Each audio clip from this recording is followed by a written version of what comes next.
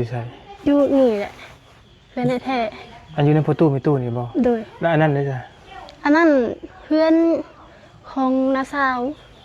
เพื่อนของน้าสาวโดยหนุ่มยุ่งน้อยๆคนมาป้าไว้น้ำบ่เฒ่าไม่เฒ่าพ่อแม่เจ้านี่ไปไทยโดยและป้าไว้น้ำพ่อเฒ่าไม่เฒ่าแล้วเลยมาเยี่ยมมายามบ่บ่เพิ่นบ่มีเงินมาแล้วเพิ่นโทรมาอยู่บ่โทรป้าไว้บ่มีจักให้เลยเนาะโดยมันบ่มีเลยพี่น้องเนาะทุกอย่างบ่มีจักเจาะบ่มีจักเม็ดเลยก็เลยดิ้นรนลงไปมีเงินอยู่ 10,000 กิไปซะเนาะว่าและ 10,000 กิพี่น้าเอาข้าวกินยังบ่ได้กลับมาไล่อยู่น้ำหัวเสือตุกนึงลูกโดยพอกินมาทางนั่นแหละเนาะเอาพี่น้องเอ้ยถือว่าเป็นเคสใหม่น้องกิ๊บเนาะเจ้าแม่นบ่น้องกิ๊บอายุ17สิเข้า17 ปีพี่น้องเนาะก็ภาคพิจารณาน้องเพิ่นแน่พี่น้องเนาะก็เป็นเคสใหม่ไปแรงพอดีทั้งบ่ดีส่วนบ่ยาวมาเป็นหมู่กันพี่น้องแล้วก็มาพ้อน้องๆเพิ่นอยู่นี่ก็เลยนำมาเบิ่งเพิ่นเบิ่งซ่านก็โอ้โหมาเห็นแล้วก็นักอยู่พี่น้องเนาะเอาให้เด้อเดี๋ยวให้บ่ดีมาเยี่ยมมายามอีกรอบนึงพี่น้องเนาะ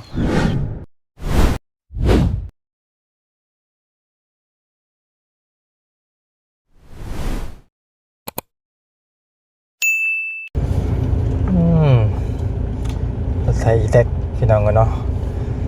เอา FC เด้ออันนี้บ่แม่กินนี่บ่เอาพี่น้องเอ้ยพอดีเนาะต่อจากคลิปบาวดี้พี่น้องเอ้ยเนาะมีอยู่เคสนึงพี่น้องเอ้ยมื้อนี้เดินทางมากับบาวดี้2คนพี่น้องเอ้ยพอดีเนาะต่อจากคลิปมีน้องคนนึงว่าซั่นไปเฮ็ดเวียกมาแล้วก็ตกงานเนาะก็เลยทางบดีเพิ่นก็ได้อาสามาส่งแล้วเมื่อเบิ่งเพื่อนเบิ่งซ่านน้องเพิ่นเนาะบ่ฮู้ว่าเพื่อนซ่านเพิ่นสิเป็นแนวใดพี่น้องเอ้ยก็คือสิแม่นทุกยากลำบากนี่แหละเนาะไปเฮ็ดเวียกอยู่สวรรค์พี่น้องเอ้ยแต่ว่าบ่ได้เวียกว่าซั่นอ้าวเนาะกระบะเบาะดิ้นรนไปสู่อยู่เมืองใหญ่นี่แหละพี่น้องก็นั่งอยู่นี่สบายดีเด้อน้องเด้อเนาะสบายดีทางขออนุญาตเนาะทางน้องเพิ่นชื่อว่าจังไดก็น้องเอาไม้ให้น้องคุ้นบ่ก็คุ้นอยู่นะคุ้นอยู่เรื่องกิฟนี่ชื่อน้องกิฟนี่คุ้นอยู่นะน้องเพิ่นว่าลายปีก่อนน่ะบ่เที่ยงเคยไปซ่อมแซมเพื่อนให้เด้อไปเฮ็ดเพื่อนให้อยู่นี่อยู่ในนี้ตะกี้น้องเพิ่นอายุยังน้อยๆบ่ล่ะโดยตั้งแต่น้องอายุ12 ปีประมาณนี้เด้ 4-5 ปีขึ้นหลังแต่ช่วงบ่เที่ยงเฮ็ด YouTube ใหม่ๆพุ่นนะข่อยเบิ่งกิฟต่ออยู่หม่องไหนเนาะเพื่อนหม่องไหนดิไปเบิ่งกันจักกี่ดอกกันเนาะเฮ็ดข่อยก็บ่ได้มาแต่เฮิงไงเด้คือกันพี่น้องเอ้ยเจ้าเคยมาอยู่แล้วเนาะก็เคยมาบ่แม่นบ้านซะเบิ่นน่ะบ่นี่แม่นแหละในตำนานนั่นเลยนี่แต่ว่าก็บ่ได้มาโดนแล้วสิเป็นปีแล้วแม่นแหละพี่น้องเนาะคือว่าน้องย่างมาบ่ด้วยตัวย่างมาแต่ตากทางพุ่นน่ะด้วยกระบะพี่น้องไปเนาะกินข้าวกินน้ำมาแล้วยังเลยด้วยนี่ดิเพื่อนน้องเบิ้ลกะเพื่อนเฮ็ดใหม่แล้วบ่แม่นบ่มีพอไปอีกเลยนะโอ้ถางเข้าไปบ้างดูจุดกำโอ้ยังคือเก่าเนาะนี่แล้วเขตกำเนิดเกิดว่าบุญบ้านป่านะโอเคบ้านก็มายามแล้วก็ได้อยู่ว่าบุญบ้านป่าบางคนมายามเรารถได้นี่ชื่อพี่บอลล่ะโดยไปทั้งตามรถจักรนะไกลตีเคยมาตอนนี้แล้วรู้สึกว่าค่อยเจ้าบ่มีแต่น้องเพเด้ลืมนะบ่มันอีกบ้านนึงบ่แม่นบ่อันนี้แหละบ้านเดียวกันแต่มันคือมันไปอีกสิทธิ์นึงมันออกไปนอกเพราะว่าทางนั้นมันทางยากเลยบ่ไปนี่ไทยลาวไอ้วินเคยมาไหนเด็กกี่ใช่บ้านนี่ อันแว่ข้างซ้ายนะ นี่เนาะ เดี๋ยวหักซ้าย โด เนาะ ยข้างซ้าย เอาไอ้บินนั่นซื้อกระโพดซอยประตูต้นยางเอ๊ะ แม่นบ่ เห็นบ่เห็นแล้วคือซื้อแม่นเลยเห็นคลิปแล้วอยู่ ซื้อไปเลย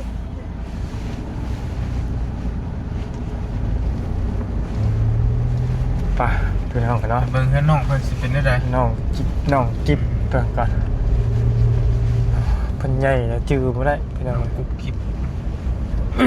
น้องกิ๊บกุ๊บน้องกุ๊บกิ๊บ น้องกิ๊บ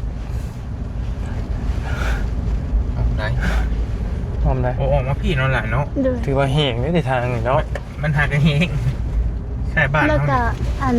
ตรงไปทางนี้เลยซื้อไปทาง เนาะ โดย บ้านเฮาก็แห้งอยู่บ่ แห้งอยู่ แต่ก็มันยังมีเบิกน้อยหนึงในบนหัน บอก อ๋อ โดย บอกอ้ายนี่ได้ไหม ปึ๊บ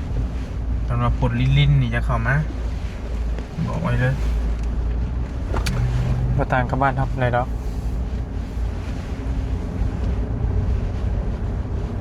ก็ยังบ่ได้เปลี่ยนเป็นลายเลยบ้านเพิ่นก็โอ้นี่บ่ โดย ไอ้พี่ดอกอยู่สำนี่เห็นแล้วอันนี้ก็ยังอยู่เนาะกุ๊กนี่กันเนาะ ใช่ กุ๊กยังนี่ต้นนี้ยังอยู่ เขาเอิ้นกุกย่าง กุ้งย่าง ยัง เพิ่นก็บ่เอาลงเนาะ เพิ่นบ่ให้บัก บอ เพิ่ ก นบ่ให้เอาลง ต้นไม้คูบ้านคูเมืองเลยนะเอ้า โดย อนุรักษ์ก็ให้อยู่ ก็ยังบ่ได้เปลี่ยนแปลงไปหลายเลย5 6 7 ปีมาก็ กำลังสร้างสรรค์พัฒนาอืม ยังมีเกินพาไม่กระเตะกระตะอยู่เลยนะบอก ข่อยเริ่มคุ้นเขาแล้วคือว่าเคยมาอยู่แถวนี้ ยังบอกคุณครับ ไกลนี่ไกลบ่ล่ะ บ่สิฮอดแล้วยักไปอีก ซ้ายหรือขวา ใช่ ตรงมา ใช่ดีกว่าจะลงไปยังถามเนาะ โดย ขอยลงไปยังถามน้องเพิ่น ไป ได้ขึ้นไปนี่มันสิเห็นกำแพงหน่อยหนึงแต่กระจอดในหันมันขึ้นบ่ได้ทะเบียนน้อง นี่บ่ โดยกำแพงมาหัน ต้องย่างเอาบ่นี่ โดย บ่ได้ฮอดบ่ ตอน นี่ นี้ก็ได้ อืม นี่บ่ โดย อืม ก็คงอยู่นี่นะ ไม่ ไปเดี๋ยวคอยตามลงหลังเด้อน้องคนพาไปเดี๋ยวเซียนน้ำมูนี่กัน ได้ โอเคไปคุยน้ำน้องบรรทัด โอเค โอเคได้พี่น้องเด้อเดี๋ยวตามไปได้ ได้ไปพี่น้องป้าคัมโพวินขึ้นได้อยู่นี่เนาะ โดย รถเลยบ่ได้มาแต่หึงเลยน้องกิ๊บไหนวะบ่เคยมาที่ระบาวยังบ่เคยมาถ่ายทำอยู่ที่เขตไรพี่น้องกันเนาะมาพี่น้องกันเนาะก็มาฮอดมาถึงเป็นที่เรียบร้อยอันนี้บ่เฮือนเจ้าเนาะ โดย สบายดี สบายดีเด้อตู้เด้อเนาะอันนี้บ่เฮือนซันน่ะบ่เคยเฮาบ่เคยมาที่เนาะบ่เคยนำไผเคยมาเฮือนเจ้าเลย มีแต่บ่าวเตียงทอง นั่งอยู่ในคนนู้น อืม นั่ง อันนี้เมียนไผ่ซะนี่นะผู้หญิงนี่ เป็นน้อง น้องคน น้องแท้ๆนี่บ่ โดย อันนี้นี่คือประตูมีตู้บ่ โดย โอ้อันนี้นี่คือประตูอันเฮือนโอ้แต่มันคือแหบ ลูกเป็ดมันอยากเนื้อ บ่มันอย่างนี้อ่ะ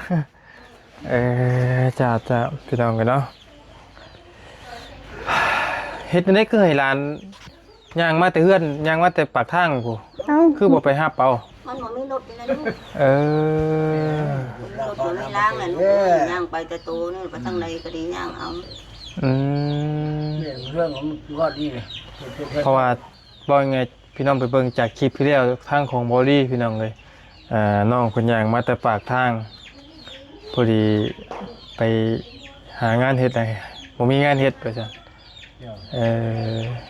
เดี๋ยวพาระบาวขึ้นไปเบิ่งเฮือนเบิ่งซ่านได้บ่ ได้ ใช้ชมเจ้านอนอยู่ไส หลังนี้ ไปเดี๋ยวขึ้นไปเบิ่งเฮือนเบิ่งซ่านก่อนจักเล็กจักน้อยพี่น้องก่อน โอเคพี่น้องกันเนาะอันนี้เนี่ยแม่นยังใช่นี่ อันนี้ก็คือนั้น โอ้หยุดปดแล้วเนาะเดี๋ยวนะ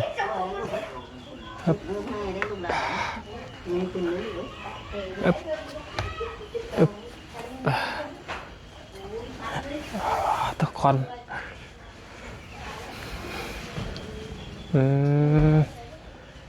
อันเพื่อนที่เท่เจ้าหน่อยอยู่ใส่ อยู่นี่แหละเพื่อนแท้ อันอยู่ในประตูมีตู้นี่บ่ โดย แล้วอันนั้นเลยจ้ะ อันนั้นเพื่อนของน้าสาว เพื่อนของน้าสาว โดย อันนี้เนี่ยมี แต่ว่าเพิ่นไปไทยแล้วตอนนี้ อันนี้เนี่ยมียังนี่ เพิ่นมีหยัง มองอยู่มองนอนเนาะ โดย อันนั่งลงก็กำลังจะทำไปฮึบอันน่ะอีหล่าซื้อไว้ยังไงก็ ซื้อกิฟต์ ซื้อน้องกิ๊บ โดย จักปีแหละ 17 ปีนี่แต่ยังบ่ทันฮอดเดือน9 17 ปีเต็ม 17 ปีนี้ โดย แต่ว่ายังบ่เต็ม17บ่ โดย ยังอยู่ราวๆ16บ่เต็มเนี่ย โดย แล้วพี่น้องก็คิดว่าจังได๋และพ่อแม่เจ้าไปไส พ่อแม่น้องไปไทยตั้งแต่น้องยังน้อยๆเพิ่นเอามาป้าไว้นำบ่เฒ่าไม่เฒ่า พ่อแม่เจ้านี่ไปไทย โดย และป้าไว้นำพ่อเฒ่าแม่เฒ่าและเลยมาเยี่ยมมายามบ่ บ่เพิ่นบ่มีเงินมา แล้วเพิ่นโทรมาอยู่บ่ โทร ป้าไว้แต่เท่าไหร่ก็ ป้าเอาน้องมาป้าไว้ตั้งแต่น้อง6 เดือนน้องได้6 เดือน ตั้งแต่6เดือนและน้องอีกคนหนึงอันนี้ซะ เพิ่นเอามาป้าตั้งแต่อันน้อยๆคือกันนั่นกะ อ้าวแล้วลูกแล้วมาป้าสิบ่ โดยแล้วเพิ่นก็ไปหาเฮ็ดงานเพราะว่าอยู่บ้านก็มันบ่มีหยังเฮ็ด อืมแล้วมีลูกจักคนน่ะนะ มี มีลูก3คน 3โดย เจ้าเป็นผู้น้อยหรือผู้ใหญ่ ลูกกก ลูกกก โดย ยิงสอง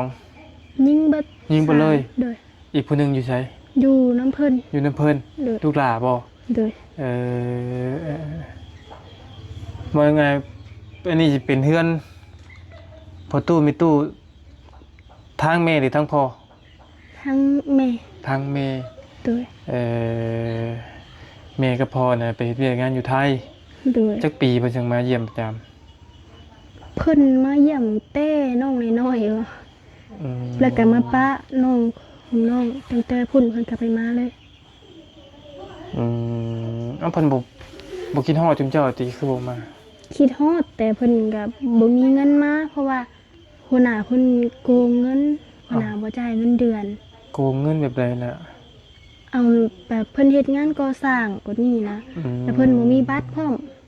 แล้ว ตอนนี้ก็บ่ได้มีบ่ บ่มี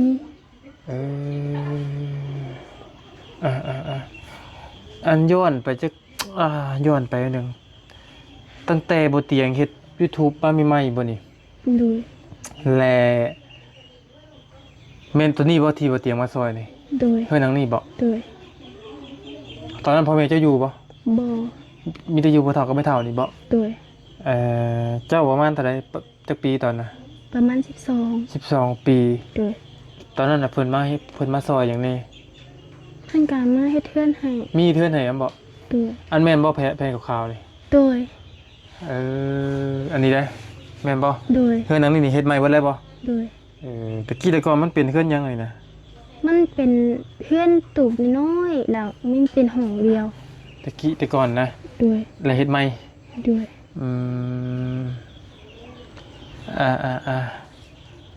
ก็จำบ่ได้พี่น้องบ่ยาวนะแล้วว่าน่าจะบ่เคยมาเนาะบ่เคยเห็นนะพี่น้อง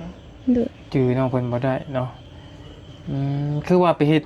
งานอยู่สวรรค์บ่ ด้วย และบ่ไล่งานบ่หรือว่านี่ได เพิ่นว่าถ้าสิ้นเดือนว่ะถ้าสิ้นเดือนให้คนออกก่อนเพราะว่าคนสิออกแล้วเพิ่นว่าเดี๋ยวสิโทรกลับเด้อว่ะน้องก็เลย ตัดสินใจมาบ้านก่อน จะไปสมัครงาน โดย ไปสมัครงานอยู่สวรรค์และเพิ่นยังบ่รับ โดย ประมาณสิ้นเดือนเพิ่นจังสิโทรหา โดย เจ้าก็เลยกลับมาบ้านก่อน มีเงินติดตัวมาเท่าไหร่มาบ้าน 10,000 10,000 กีบ โดย สิไปซื้อหยังกินได้นะตายครับพี่เราไป ไปเฮ็ดงานเพิ่นบ่มีงานเฮ็ดพี่น้องกันแล้วก็ก็ได้แบกกระเป๋าป้านเนาะกระเป๋าลายบักแทรกอยู่น้ำบอดี้พี่น้องเลยมื้อนี้เจ้าลืมกระเป๋าจะบ่กินนี่จังไปเอาเนาะ โดย โอ้ยเดี๋ยวจังไปเอาพี่น้องเลยคือน้องเพิ่นนี่ย่างเข้ามาแต่ปากทางเนาะและทางบอดี้กับบอยาวก็เลยอาสามาส่งเพิ่นอยู่เฮือนเนาะน้องกิ๊บพี่น้องเลยตัวงานยังจะไปเฮ็ดนะ ว่าสิเข้าร้านอาหารนั่นแหละที่แรกเฮ็ดเวียกอยู่โรงงานตัดนิบได้แหละแล้วก็มาเฮ็ดเวียกซอยนะบ่าวแต่ก็บ่ ตอนแรกอะสิไปเฮ็ดงานร้านอาหาร โดย และเป็นได้บัดนี้ แล้วเพิ่นว่ายังสิ้นเดือนสิโทรกลับว่า แล้วน้องว่าว่าสิมาบ้านก่อน แล้วตัวที่ว่างานจัดยิบมีหยังก็ไปกินนี่ ตั้งแต่เดือน6เพราะว่าน้องเฮ็ดเวียกตอนนั้นแล้วน้องก็มาบ้านแล้วก็มาดำนาซอยละบ้าวแล้วเราว่าสิไปเฮ็ดอีกแล้วเพิ่นล่ะบ่ได้รับน้องก็เลยหางาน ว่าไงตอนนี้เนี่ยเจ้ายิบผ้าก็เป็นบ่ เป็น โอ้เฮ็ดเคยเฮ็ดอยู่โรงงานยิบผ้าบ่ โดย โรงงานใดโรงงานตะวันนี่บ่ โดย เงินเดือนเท่าไหร่ตอนน่ะ ล้านกว่า ล้านกว่า โดย เจ้าเคยไปเฮ็ดเวียกอยู่ไกลสุดอยู่ไส อยู่เวียง อยู่เวียงเคยไปมาแล้ว โดย เวียงเฮ็ดเวียกหยังไง อันขายขายข้าวเปียก ขายข้าวเปียก โดย เจ้าหาเงินมาได้เจ้าอยากเฮ็ดหยังเจ้าคือไปผู้เดียว หาเงินมาซื้อข้าวซื้อน้ำซื้อกินน้ำพ่อน้ำแม่ละมันบ่มี ค่าสนในเงินในซ่านเจ้าตอนนี้มันคือหยังล่ะสุดๆเลยเจ้าที่ตอนดินรนหาเนี่ย บินล้นหาตอนนี้ ที่มันขาดเคินนี่ ขาดเคลื่อนแห้งกะเขานั่งเนี่ยแหละของอยู่ของกินเอาพื้นแบบเพื่อนนี่กะย้ำเวลาฝนตกกะหัวบ่แถวทั้งในกะหัวกะผ้าเขา การเวลามันเลยเนาะประมาณ6 ปีเลยพี่น้องเคือนซ่านนี่ก็เนาะไปเฮ็ดเวียกพี่น้องเนาะคือขาดเคยสุดก็แม่นข้าวน้ำจำปากินเนาะ โดย แล้วก็บวกเคือนซ่านน้ำนี่แหละแน่นอนและดินร้อนต้นหญ้าในของไผนี่นะ ดินนี่นะแม่นของมีเถาทวดแต่เพิ่นเสียไปแล้วเพิ่นแบบให้อยู่แบบนี้นะเพิ่นให้อยู่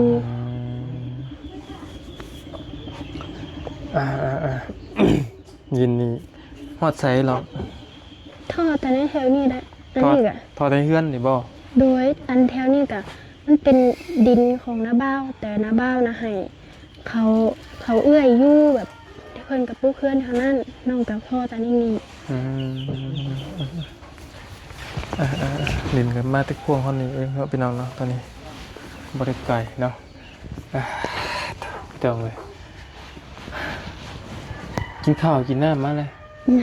ยังไม่ได้กินข้าวกินน้ำอยู่ โดย ตายครับอันเบรก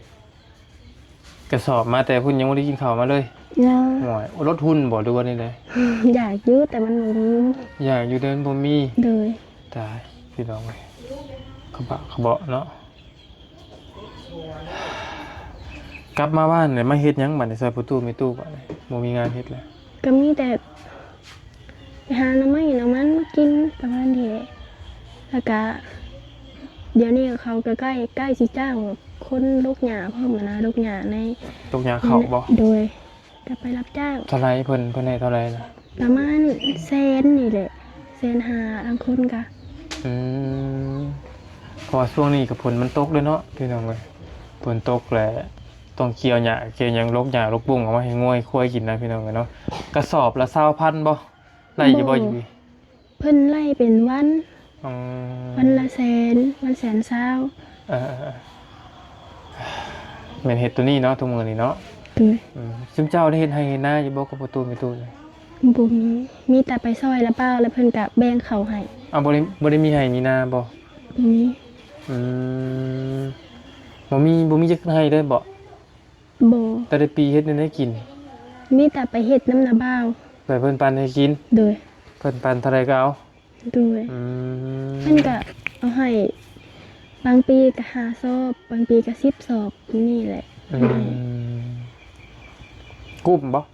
บ่ บ่กุ้มกินเนาะ โดย โอ้อีหล่าเรียนหนังสือฮอดปอหยัง ม ฮอดมสามบ่ .3 โดย โอ้บ่จบปเจ็ดครับเป็นได้คือออกก่อน น้องบ่มีเงินเรียนแล้วก็ย่างก็น้องย่างไปอีกแล้วน้องแบบย่างไปมันกระทางมันเปรี้ยวแบบมันเป็นป่ามันก็ย่านพร้อม อืม สมมุติว่าน้องขึ้นฮอดม6ม7นี่น้องก็สิได้ย่างไกลน้องก็ตัดสินใจออกก็บ่มีเงินพร้อมน้องก็เลยออกมาเฮ็ดงาน อยู่ไสโรงเรียนจะไปเรียนอยู่ไส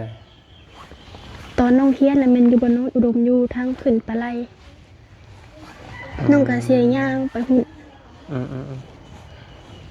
บ่ได้เครียดบ่ได้ให้กันบ่พ่อกับแม่เจ้ากับพ่อกับแม่บ่ได้เครียดบ่ได้ให้กันบ่ดูบ่นี่เลย บ่ได้เครียดบ่ได้ให้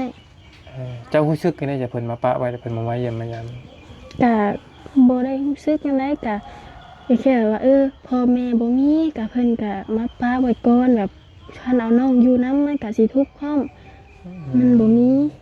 คิดฮอดอยู่บ่เจ้าคิดฮอดพ่อฮอดแม่อยู่บ่ล่ะ คิดฮอดเพิ่นก็หนีย้อนความจนนี่แหละเพิ่นก็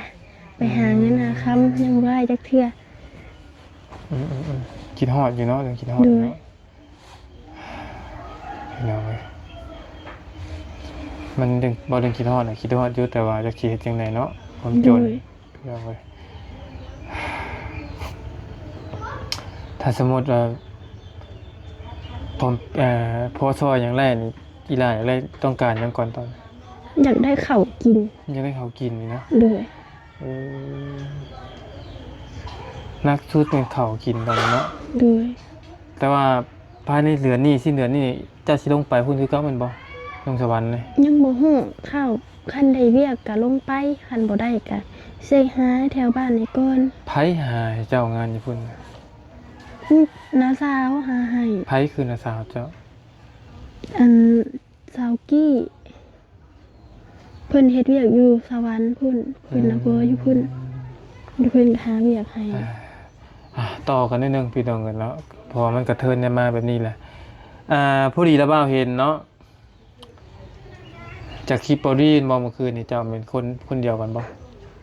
โดย และเห็นมาจังไหนกับน้องมวย เป็นพี่น้องกันแบบไหน อันแม่คงน้องมวยแล้วแม่นเป็นน้องของแม่น้อง อืมอืมโอเครู้เรื่องพี่น้องกันเนาะพอเข้าใจแล้วเนาะพี่น้องเลยบ่ได้ไกลเนาะมาเป็นพี่น้องทางนั้นน้องๆคนนี้เนาะ โดย ต้องการที่สุดก็เป็นข้าวน้ำจำปาพี่น้องไว้ตอนนี้เนาะตอนจะนอนอยู่ไสนี่ นอนอยู่ในอยู่แล้ว พอตู้มีตู้ดิ เพิ่นก็นอนอยู่ พอตู้ บาง มีตู้น้องนอก โดยคันฝนตกเพิ่นก็เข้าไปนอนอยู่ใน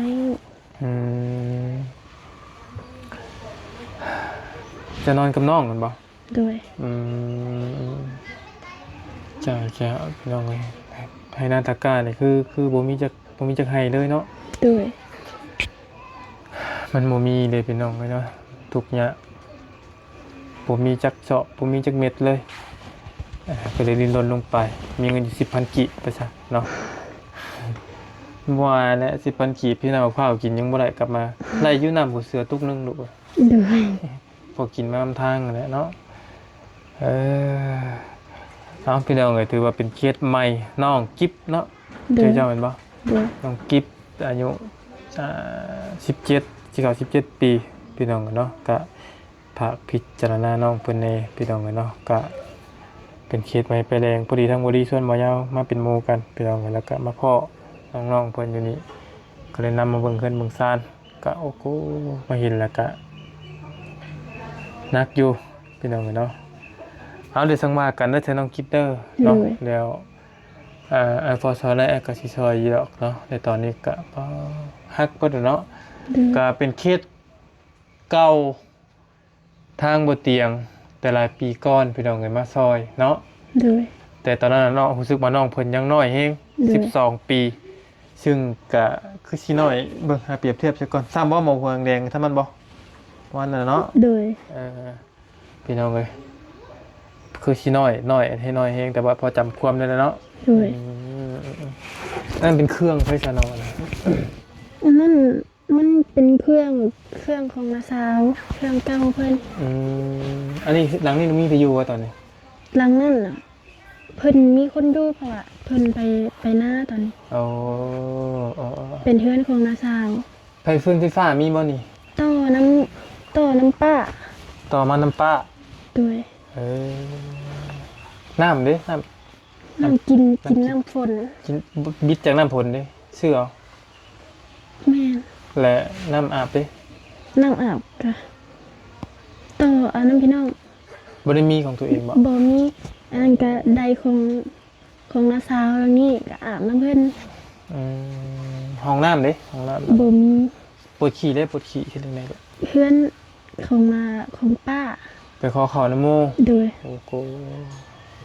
มันก็บ่คือของเจ้าของแล้วเนาะด้วยพี่น้องเอ้ยมาบอกขอเขาน้ำมูแล้วเพิ่นสิได้ไปป้าก็มีฮอดป้าบ่มีเบิดป้าแล้วพี่น้องเบิดสมัยแล้วเนาะนี่แหละก็สู้ๆเด้อน้องกิฟเด้อเนาะแต่เบิ่งระบาดสิให้พอได้ชื่อเป็นนัวเนาะแต่โทรศัพท์อีหยังพอมีอยู่บ่โดยพอได้ใช้พอได้โทรเพิ่นอย่างนี้เนาะเบิ่งระบาดขอเบิ่งเนาะมันเป็นในใดโอ้ย10 บาทมือระบาดเนาะเป็นโทษเด้อยังเป็น iPhone ยังเกาะเขาเป็น11 iPhone 11ก็แตกเบิดแหละแตกเบิดเลยตอนน้องซื้อต่อเขามันก็แตกแบบนี้แล้วแต่มันแตกเพิ่มอีกซื้อมาน้ำเขาเท่าไหร่ประมาณล้านนึงด้วยซื้อมาตะดนละดนแล้วแตกเบิดแหละพี่น้องเนาะแต่มันยังโทรได้ปกติอยู่เนาะโดยโอเคอันนี้เราเอาให้เด้อเดี๋ยวให้บดีมาเยี่ยมมายามอีกรอบนึงพี่น้องกันเนาะกระเบาะน้องเพิ่นเนาะเดี๋ยวสั่งว่ากันอีกรอบนึงพี่น้องก็สั่งก็จะเฮ็ดจากซอยน้องเพิ่นก็ติดต่อสอบถามมาได้เนาะก็คืออยู่บ้านนภพนเก่งนี่แหละพี่น้องกันเนาะตะกี้ตะก้อนนี่ประตูนี่นี่เนี่ยบ่ได้เนาะหรือว่านี่แหละนี่จะมีประตูเนาะแตกวัดเนาะอะไรพวกนี้แตกหมดเลยพี่น้องเลยโอเคสบายดีน้องละมุกกับเจนลายเนาะสู้ๆแล้วน้องเด้อเนาะจะจังหวะกันอีกรอบนึง